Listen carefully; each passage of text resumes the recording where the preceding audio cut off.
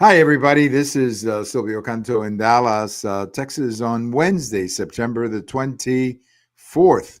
And as we like to do once a week, we'll be chatting with our good friend Bill Katz, the editor of Urgent Agenda. Bill, I always have to check the date because the last couple of times I was with you, I said the wrong date.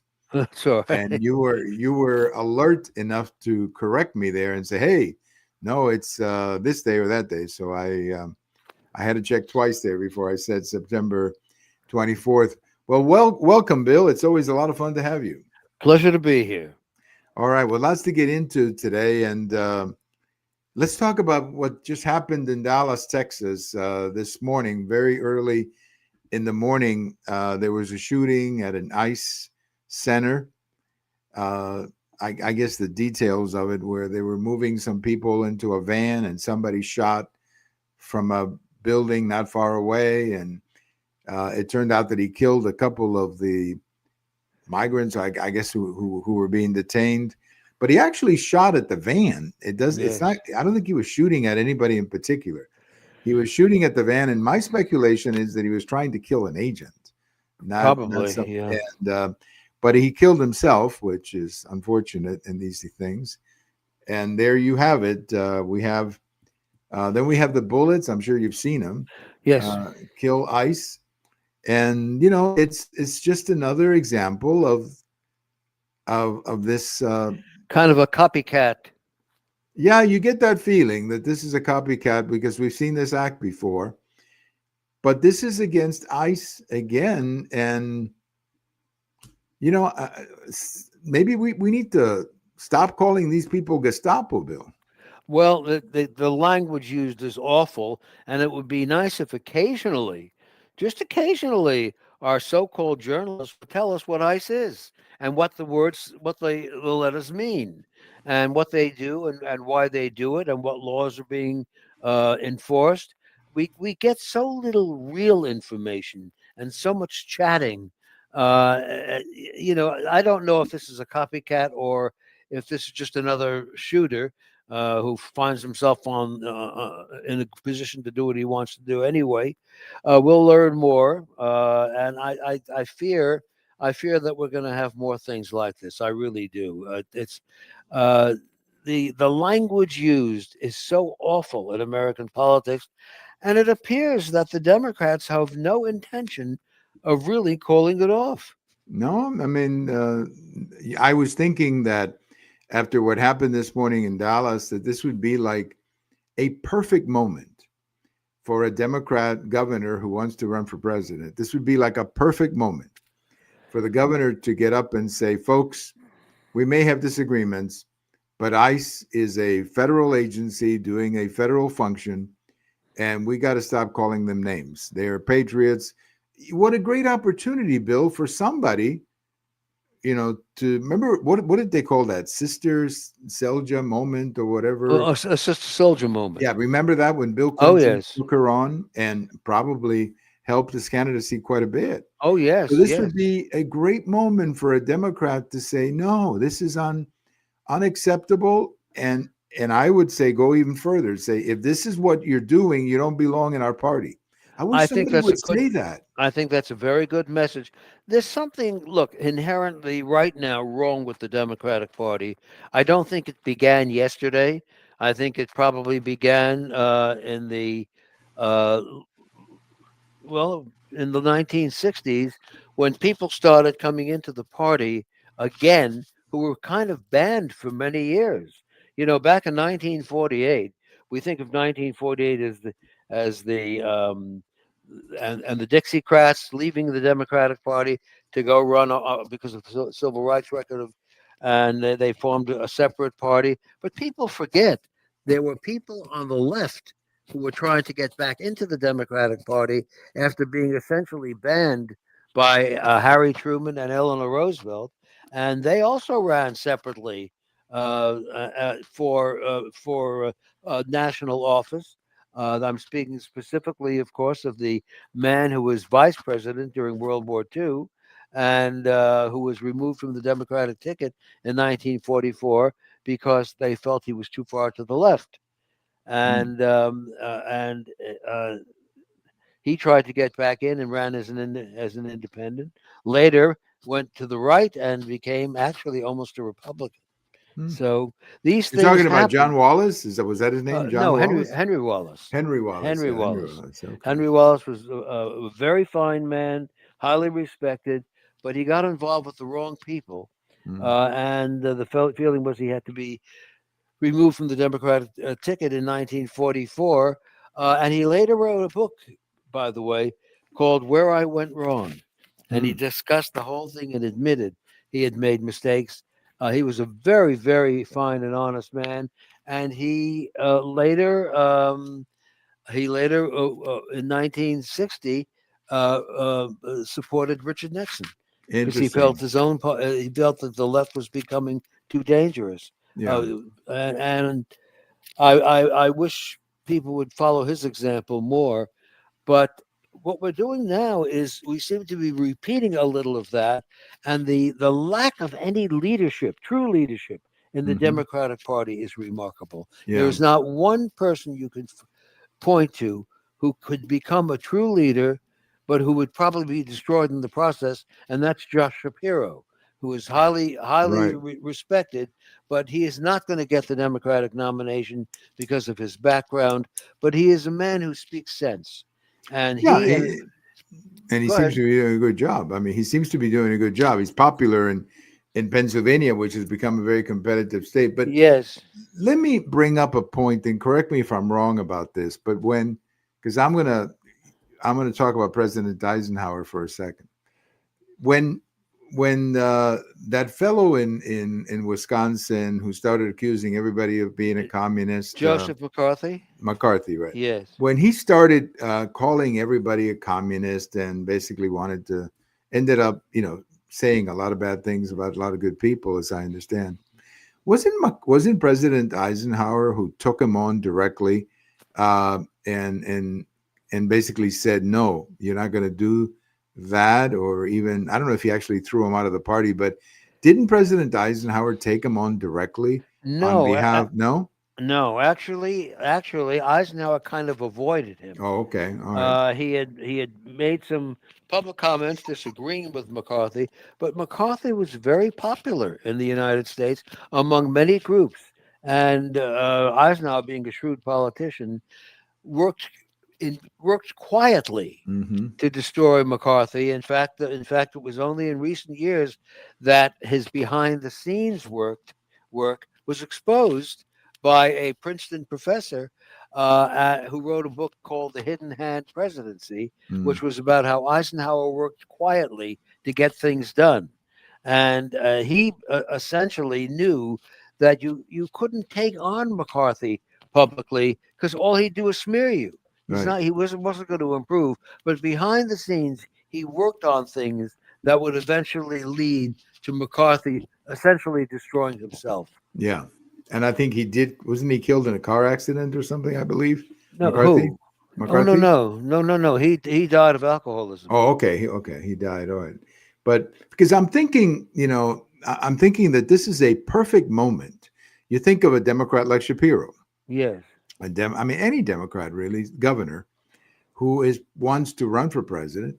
This would be a perfect moment to to to basically take on these extremes and say, yes, we're done with you.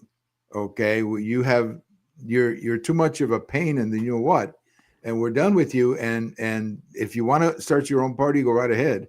But we don't need that in the Democratic Party because this idea that you have these people shooting at ICE and that you have Democrats using words like Gestapo and Nazi, Bill, that's yes. unthinkable. Well, that's the point. People say, well, both sides are responsible for this. Well, maybe a little bit, but overwhelmingly, the people responsible for this are on the hard left, and they are destroying the Democratic Party. Not because most Democrats believe in this stuff, but most Democrats at the presidential level are afraid to take them on, Right. and they just uh, uh, understand that if they take this kind of thing on, the rest of their party will destroy them. Not because the rest of the party is so crazy, but because there's nobody to stop the crazies. Yeah. I was thinking of one character or one governor who I think would maybe could afford to do it and not have to fear the crazy left.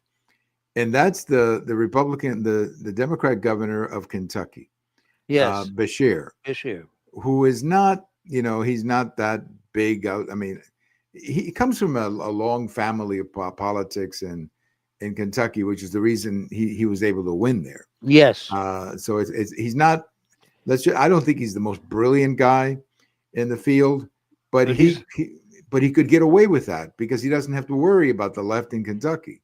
yes, he's a winner, He's a and winner. and I think he could get away with it in the sense that it would not destroy his governorship, No, but I think it possibly could eliminate him as a candidate in the primaries because people would say, well, he's too moderate for us. right.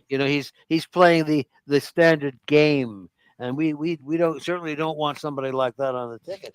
No, Yeah, the far left, which is responsible for this, wants what we would call a crazy as a presidential candidate because they favor that.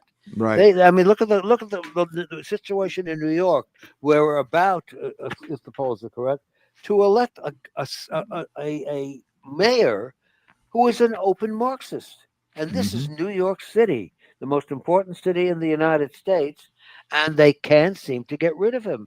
And some of the people at the top of New York are endorsing him with conditions and there is the case of the Democratic national, not national, but state chairman in New York, who is being heroic by saying, "I cannot endorse him at all."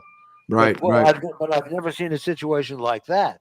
Now, some of them are trying to understand him and say, "Well, if I talk to him, maybe I will see common ground."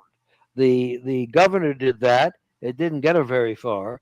He But didn't support her. Isn't that what no, he happened? didn't. No, he trashed her, Right. and I think maybe now she's beginning to realize you can't do business with a man like that. No, you can't. I mean, so, but I just think that this would be a great opportunity for a Democrat who's serious about running, who needs to, be able to compete on the issue of immigration because they're losing that issue Oh on the yes, issue of immigration because it's just the situation was just too chaotic under President Biden. I think most people understand that. You don't have to be a right winger to understand how chaotic the situation was, and Trump seems to be the only one who wants to fix it. I mean, the only thing the Democrats want to do is talk about immigration reform. Well, immigration reform for who? yes, I that's mean, the point. who's going to? I mean, the people who just got here aren't going to get immigration reform. No, I mean, the idea of immigration reform was people who had been here a long time, like yes, Reagan did. yes. Well, they look the Democratic Party. They don't have anyone of stature who can get up and say, this is just wrong and I will not be a part of it, because there is no one of stature. They have Mhm. basically destroyed their young generation, which has no standing at all. I mean, and they have destroyed anyone in the party who has great dignity and moderation and who can be elected president. Who's left? Who's Well, left? it's a shame that Joe Lieberman is not around because That's I right. can think of him. Um, he may have been the kind of guy you're talking about. Unfortunately, of course, he passed away a couple of years ago, but he would have been the kind of man, even Joe Manchin, if he had stayed as a Yes. Democrat. But then again, it's only West Virginia; it's a small state, Yes. so I don't know. Well, Maybe remember that the Lieberman left the party that's and true. I know he ran as did. an Yeah, independent. he did. He was driven out, and actually, he was defeated in the primary, I think, and then he ran as an independent. But Yes. the Democrats, I think, are so screwed up at the moment, and that takes me to the Kirk Memorial, which I thought was pretty incredible. Actually, I didn't watch the whole thing because it was rather long, and I do think that President Trump's speech was too long. Obviously, the highlight of the day was Erica Kirk and what Yes. she did. Um, but but the way that I mean, you've got Democrats comparing this to a Nazi. or a KKK. Oh yes, I oh mean, I'm seeing, yes. come on, people. Yes. Well, they don't know anything about Nazism. I mean, they went to American schools at a time when the teaching of history is corrupt, if it's there at all. Right. And many of them are very young, very immature for their ages, or if they're college students under the thumb of left-wing college students. I'm sorry, college professors who are reminiscent about the 1960s. It's a very, very strange political party. And as I said, there is no mature person to take on these people. I wish there were because even though they're terrible, they can get into power. We've seen that. Right. Well, no, of course, yeah. I mean, in that, if you have for example, a very bad Trump administration and people are very unhappy in 2028, that there could be a change, no Oh, question about sure. it. Oh, I don't yes. think that's going to happen, but it could happen. But I just thought the overall reaction to again the shooter and saying that we're making fun of trans people because we're talking about his background. I mean, come on. He is, I mean, you've had a series of these people, these trans individuals who've committed crimes, Minneapolis, Nashville.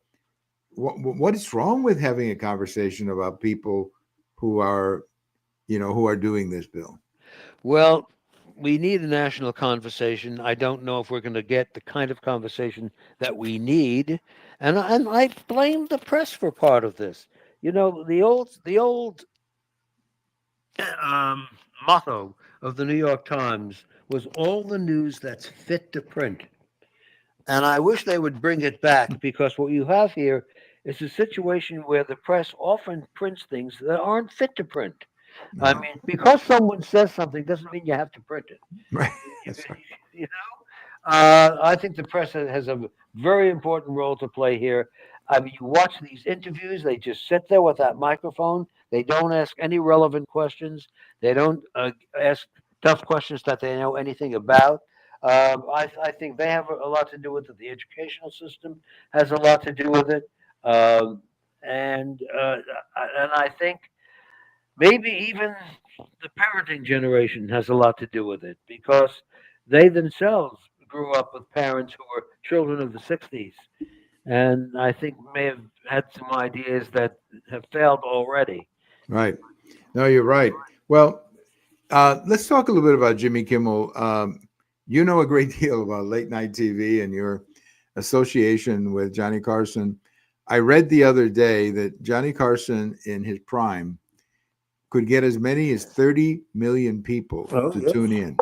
Yes. And if you just think about that for a second, that would be 30 million people is like game 7 of the World Series. Oh, yes. That's the NFC champion. I mean, the football, not the Super Bowl, but the one before the Super Bowl, what they call the conference championships. You're talking about audiences that nobody gets anymore on regular TV except sporting events. Yes, And that's yet right. Johnny Carson would get these audiences, and he was the king of late King of night. late King of late night is what they called him. Yeah. And his style, Bill, was so simple. You could probably just tell us in a short bit, what was his style? I mean, what did he say to everybody in the office about the show? He said, "This is not a talk show; it's a variety show." Hmm. And he That's an wants. important difference, if I Oh, may yes, interrupt you for a second, because a talk show is me talking, right? yes, Whereas a variety show is me introducing an act. Am yes. I right? Yes, and Okay. he was determined to make everyone on the show look good. That was Hmm. something Jack Benny taught him. Make sure everyone is good, not just the star, because eventually people will get tired of the star. And so he tried to make everyone look good. He tried to make everyone look funny. He said it's a comedy show, and our job is to entertain people and to make them laugh, and he never mentioned politics. Well, he was being interviewed. I mean, not being interviewed. It was an old interview that I think it was Mike Wallace who was doing it. Was Mike the first one, or Chris. Chris is the young son, right? Chris is the Mike is son. the one from the old 60 Minutes, right? So that's right. Yeah, Mike Wallace was from 60 Minutes. And Mike Wallace was interviewing him, and he basically said something, I'm paraphrasing, but he basically said, nobody wants to tune me in at 10:30 or 11:30 or whatever to hear my political views. That's It's right. like he basically said, nobody cares about that. That's right. You know, they want to tune in to laugh a little bit. Uh, I think a lot of people wouldn't watch the whole show because it was late, but people would watch the monologue. Whenever Yes. I watched it, that was my favorite part. And you watch the monologue, and maybe you stick around for a musical act or something after, but you went to sleep happy, which is the whole point of the darn thing. Of course, and one thing that's very important is that he understood the importance of the whole show being good, and Yes. it's something he learned from Jack Benny. Jack Benny would say, nobody remembers when they listen to the Jack Benny show who gets the best lines. Nobody remembers that. They only will say the next morning around the water cooler, wasn't the Jack Benny show good last night? You know? You're And exactly right. And the number yes, of that's people, right. the number of times, Bill, that I would be in an office and somebody would be laughing at something that Johnny Carson said. I mean, it, almost every day, Bill. Almost every somebody was. Did you hear what Carson said, or did you hear what was his sidekick was Ed, right? Ed McMahon, Yeah, and the guy with the trumpet, Al, Doug or Severinsen. right. Those three were a great team, Oh yes, and I remember when he used to bring animals on the show. That yes, was very funny. That was, but the whole point is that it was an entertainment program. Now you go to Jimmy Kimmel, and the entire monologue is "I hate Trump." yes. And people get so bored with it because basically he's saying I hate half the country, which Right. That people is are so insulted true. by when he talks about the president. Look, Johnny made fun of presidents, but it was in fun. It Right. was in fun, and I mean when uh, some of the presidents went through their bad phases, like Nixon and Watergate, he would make fun of them, but it Right. was for fun. It was never mean spirited. Right. And I remember when he would make jokes about Reagan falling asleep, or when he would make fun of Gerald Ford or Jimmy Carter. He always had a lot of fun with Jimmy Oh Carter. yes, But I didn't, I voted for Reagan, and I never felt that a Johnny Carson show or joke about Reagan was mean. no, No, he was nowhere near what you hear about Trump with Kimmel. he was not mean, Carson, in the show. He understood what the limits were, and also NBC had a very strong standards and practices department in those years. This was before the year of the change in television, where it became rougher Mm-hmm. and more open. But we had standards and practices, and certain practices were very much enforced, Right. very much so. And Now, if you went over the line, you could get into big trouble. yeah. Well, let's think of what happened to Kimmel. Um, his ratings were dropping, and I can understand why. If you're if you're mocking half of the country, why would I tune in? I mean, so half of the country doesn't even know the show is on Yes. because they're not going to watch it. So he makes a statement about the Charlie Kirk assassination. People get very angry. The affiliates get very angry, and I understand the affiliates, Bill, because if you're an affiliate in Topeka, Kansas, or in Billings, Montana, or Little Rock, Arkansas, or San Antonio, Texas, or whatever, Monroe, Louisiana, Jackson, Mississippi, somehow humor is different in those places. And Hmm. if you're going to make fun, if you're going to say what he said was that the MAGA, that the killer was the MAGA. That's what he said. Yes. And It was whether he, factual. It was factually wrong. well, besides that, Yes. that's going to offend a lot of people, Bill. Oh And yes. some of these stations have every right to say, I don't want this garbage coming into our That's market. exactly right. He's And that's what they talking did. he's talking about the murder of someone. I mean, Right. somebody died in this event, and he's on. As I understand it, it was on last night. He never really apologized. He simply explained himself. If he had simply say, "I am very sorry for making a mistake," it happens. And then he should have said, "I take full responsibility." That's the way grown-ups talk. Hmm. He's not a grown-up. He's a child. Right. He and Basically he tried to defend himself a little bit, but he didn't do himself any good last night when he No. came back. And I think late night television itself is on its way out.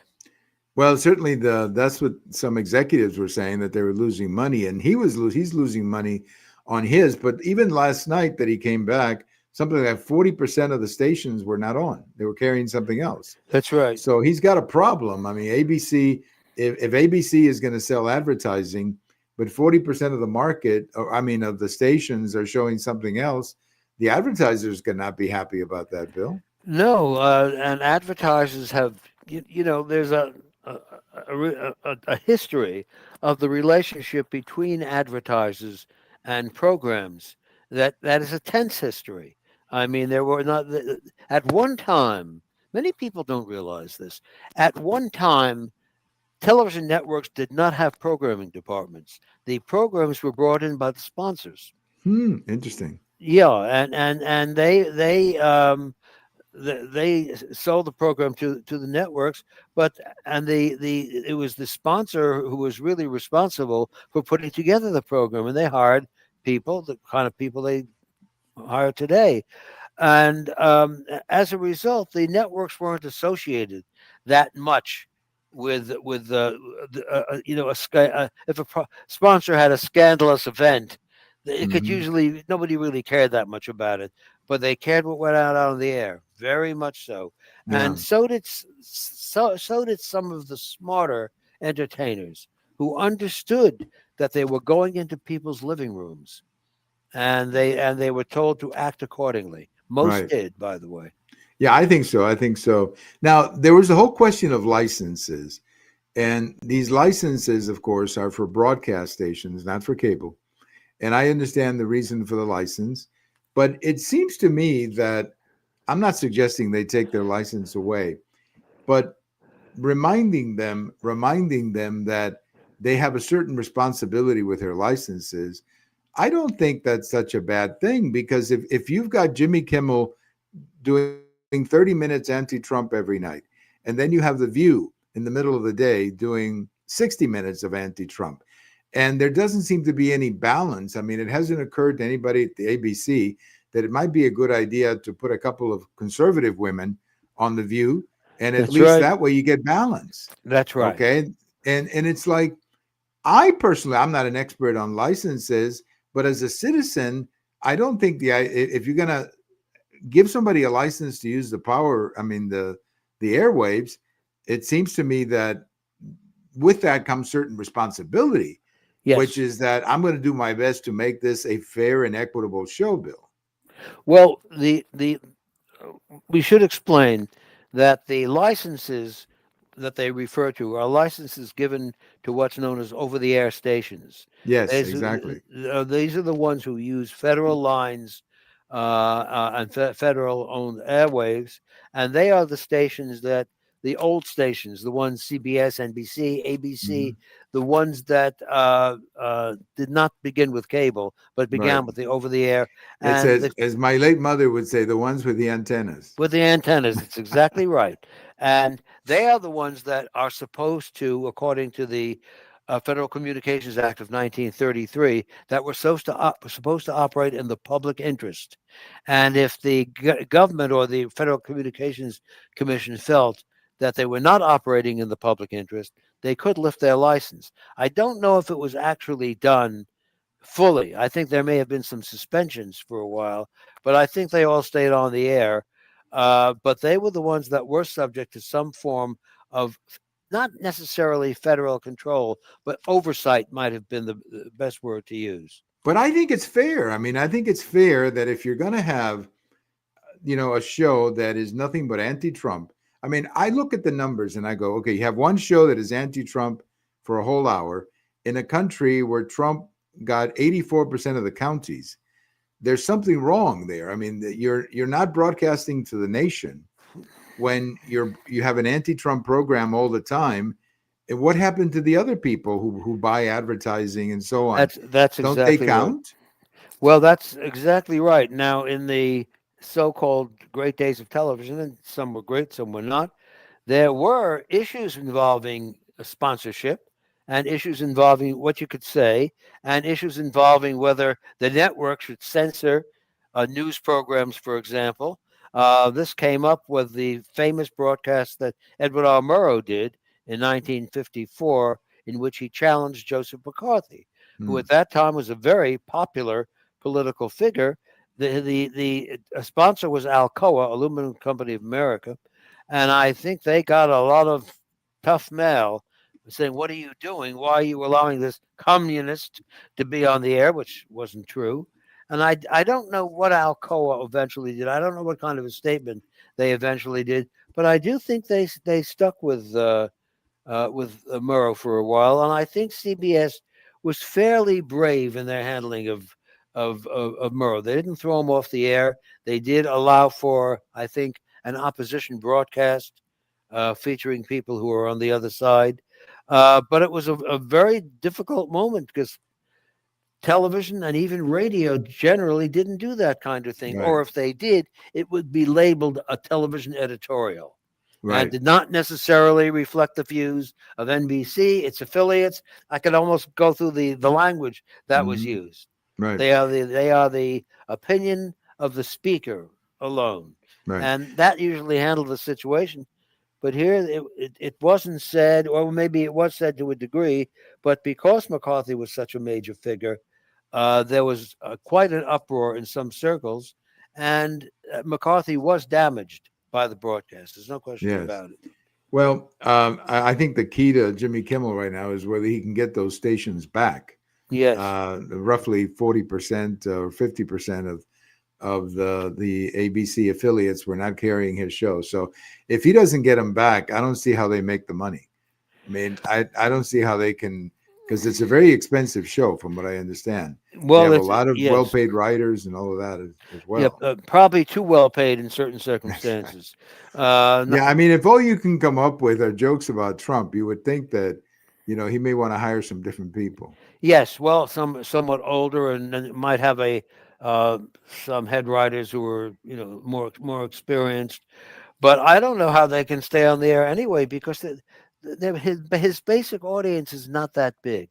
Right. It's the old story. If you want to sacrifice half your audience before you go on the air because of your political views, you're not going to get that many viewers. No. And he's not that funny to begin with. Right. And the key, I think, Bill, is the advertisers, at least for something like this, because if you make perfume and you're trying to advertise perfume, let's say, to pick an example, you want every woman to buy your perfume, not just the ones who voted for Kamala Harris. That's exactly right. That's exactly right. You don't want to, when you get the ratings in and you look at the demographics or whatever information they give them and they go, well, you did real well in LA, you did real well in New York, but nobody's listening between Washington, D.C. and San Francisco. Well, that doesn't sell perfume. Yes. Look, the original purpose of television was for advertisers to make money. Sure. And they would bring in the shows. People, again, don't realize it was advertisers who brought in the shows. Later, the networks did develop programming departments of their own. And I don't know if the shows were any better. I recall that era. I'm not so sure they were. But they would bring in the shows. But there's no question. If you went back and watched the CBS Evening News with Douglas Edwards, like in the early 1950s, the introduction each year of new Oldsmobiles was a news event, reported as a news event. Right. I mean, we have Joe Jones introducing the new Oldsmobiles. Right. Let's go, Joe. Tell us what's new. And you had John Cameron Swayze, who was his sponsor was Camel, and he was on the air. And in front of him each night was a burning Camel cigarette, and you couldn't miss it. And So the sponsor in many cases became a news story. Yes, and when Reagan did that show, the General Electric News Hour or whatever it was called, he was always surrounded by refrigerators Oh yes, and all the Well, so appliances. so are the newsmen. So one of the most famous Yeah. events in television history was when Walter Cronkite was uh, narrating or reporting on the Democratic convention. Was it the Democratic convention? I think so. Of 1952, and Betty Furness, who usually did the commercials for they were sponsored by an appliance company. I don't recall which one.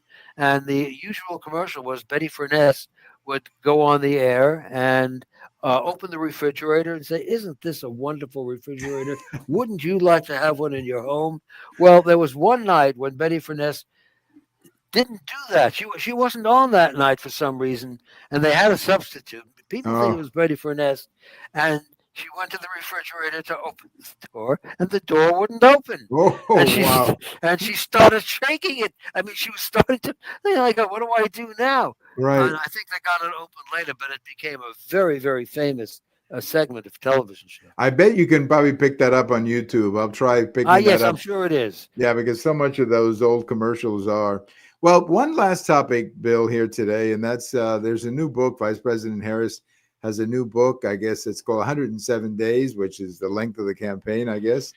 And she got into trouble yesterday because she went to Rachel Maddow of MSNBC, and obviously Rachel was asking her, "Gee, I'm paraphrasing, but something along the lines of, don't tell me that you didn't pick Pete because he was gay."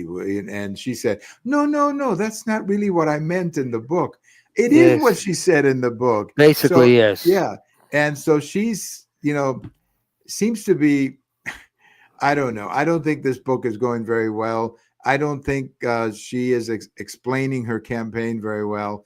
I think the best thing she could do, frankly, is to go silent for a couple of years, and if maybe do what Nixon did, kind of disappear, get a job at a law Yeah, firm, yes. and if things change, they'll bring you back. But right now, I don't think anybody's yearning for Kamala.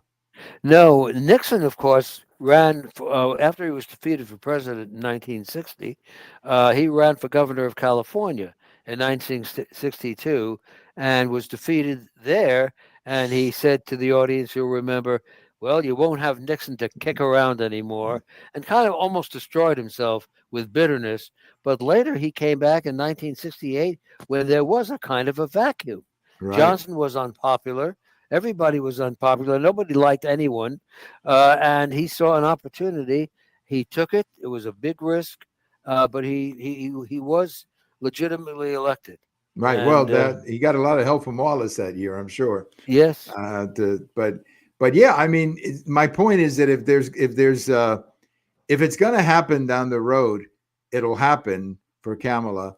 And I think the best thing she can do is, as soon as possible, go back into the dark and just, your time, if it's meant to be, your time will come, Kamala. But I'm not sure that there's a lot of Democrats. I don't get the feeling that there's a lot of Democrats who are really yearning for her, is because I just don't think she ran a good campaign. no, And then she wasn't really a very effective VP either. That's the other thing people forget. yes. And so, Well, she was but VP for 4 years, and nobody can remember anything she did. right, And she whined about the fact that she only had 136 days to run 107, her camp 107 to run right, her campaign, forgetting the fact that as vice president, her main function was to be ready to be president of the United States in 10 seconds if the president died. And you don't get 106 days. You no, you you get don't. 10 you get 10 minutes, as did Lyndon Johnson and Gerald Ford, others. So she has no argument. Doesn't have a single accomplishment she can point to. Right. No, I don't. And even running for governor of California, I don't think this is her moment to do that either. I could be wrong. I don't know the politics that well out there, but I just think the best thing she could do is to kind of go away for a while and maybe build a reputation doing something else. I don't know. But this book, is not going well. That's all I can No, say. I don't Well, let think it's me going to sell well. no. Well, let me close today with something that may bring back a memory or two. It was on this day in 1957 that the Brooklyn Dodgers played their very last game in Brooklyn. They played, I believe, the Mm, Pirates, yes, if I recall from reading it. And they were gone. They were gone, and so was Ebbets Field. And it seemed like in a very short time, Bill, when Ebbets Field came down, it seemed like the heart of Brooklyn was just robbed out, taken it out of. was. It was. Yeah, There has never been a relationship between a community and a ball team as the relationship was between the people of Brooklyn and the Brooklyn Dodgers. The Brooklyn Dodgers really represented Brooklyn. That's what right. Brooklyn was. They called them dem bums, That's dem right. bums. And I remember that the last, oh, it was anguishing. We loved Ebbets Field and we loved going there to get tickets. In those days, you often had to go to the ballpark to get the tickets. I mean, there was just a tradition to it. It was named for a man who had something to do with baseball. It wasn't called Citibank Field. You know, Charlie Ebbets was a real person, Right, and right. and it was also the smallest park in the majors, which means that if you had a reasonable seat, you were really up against the players. Right, They because there were was no right. foul ground. I mean, there's no foul No, territory at all. no, none. So I mean, any foul ball, today the first baseman has maybe about 30 or 40 feet to catch Yes, a foul ball, but back then anything foul went to the stands. that's Uh, the funniest thing, though, I remember somebody saying the story one time that there was a lady who sat in center field who would always yell at the players, yeah. and I can't think of the lady's name, but there was a fan out there, excuse me, in center field who would always say something about the players and would call out their names. And I can't think of the lady's name right now, but she was apparently almost an institution in center field and in Ebbets Field. Does Yes. that ring a bell? That one doesn't ring a bell. The usual woman who rings the bell is the name Gladys Gooding, who sang the Star Spangled Banner every day and Was she became the very famous organist? by Was she doing the that. organist?